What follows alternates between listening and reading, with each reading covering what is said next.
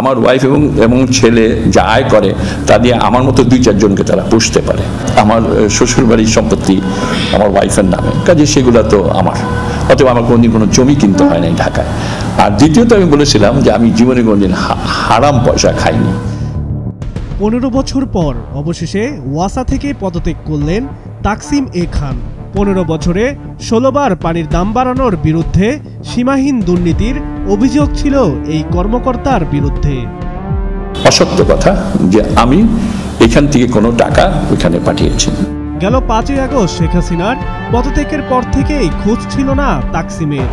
এরপর একদিনও নিজের দপ্তরে আসেননি। তিনি দেশে আছেন নাকি বিদেশে চলে গেছেন সেটিও নিশ্চিতভাবে জানা যায়নি।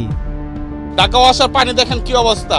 অনেক বলা হয়েছে, কমিশনার অফিসে যা গেছি সবাই মিলে বোতল করে পানি নিয়ে নেয়, ওরা কোনো সমাধান দেয় নাই।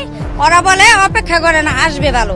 আমরা আজকে 1 সপ্তাহ ধরে পরিগ্রস্ত করতে পারি না। মানুষের বাসায় যাইলে মানুষ ফিরাই দেয়, যা তা বলে। তাকসিম এ খান তার স্ত্রী ও সন্তানেরা যুক্তরাষ্ট্রের নাগরিক। ক্ষমতার পট পরিবর্তনের কারণে শেখ হাসিনা সরকারের আস্থাভাজন তাকসিম যুক্তরাষ্ট্রে চলে যেতে পারেন বলে আলোচনা রয়েছে। 2009 সালে ঢাকা ওয়াসার ব্যবস্থাপনা পরিচালক পদে প্রথমবারের মতো নিয়োগ পেয়েছিলেন তাকসিম এ খান। এরপর দফায় দফায় তার মেয়াদ বাড়তে থাকে। সর্বশেষ গত বছরের আগস্টে 7মবারের মতো ওই পদে আরও 3 বছরের জন্য নিয়োগ পান তিনি। দুর্নীতি, অনিয়ম সহ নানা অভিযোগ থাকার পরেও তাকসিমকে একই পদে দীর্ঘ সময় রাখা নিয়ে প্রশ্ন ওঠে। তাকসিমের মাসিক বেতন 6,25,000 টাকা। সর্বশেষ করোনা মহামারীর মধ্যে একলাফে ওয়াসার এমডির বেতন বাড়ানো হয় 2.25 লাখ টাকা।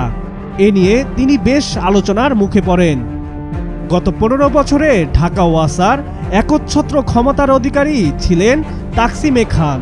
ওয়াসার আইন অনুযায়ী ঢাকা ওয়াসা পরিচালিত হওয়ার কথা বোর্ডের সিদ্ধান্ত অনুযায়ী। তবে অনেক ক্ষেত্রে বোর্ডকে পাশ কাটিয়ে ঢাকা ওয়াসাকে পরিচালনা করেছেন তাকসিম। এ নিয়ে বোর্ডের চেয়ারম্যানের সঙ্গে দ্বন্দ্বের ঘটনাও ঘটে। এতে তাকসিমের কিছুই হয়নি, বরং তার অনিয়ম, অপচয় ও দুর্নীতির বিরুদ্ধে মন্ত্রণালয়ে অভিযোগ দেওয়ায় সরে যেতে হয়েছে সংস্থাটির সাবেক চেয়ারম্যান গোলাম মোস্তফাকে।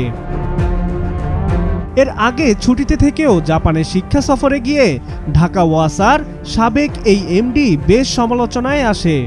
তাকসিম এ খানের আমলে ঢাকা ওয়াসার বৈদেশিক ঋণের টাকায় বেশ কয়েকটি প্রকল্প নেওয়া হয়। এর ফলে ঢাকা ওয়াসাকে ঋণের সুদ ও আসলের কিস্তি পরিশোধে বড় অঙ্কের অর্থ ব্যয় করতে হচ্ছে।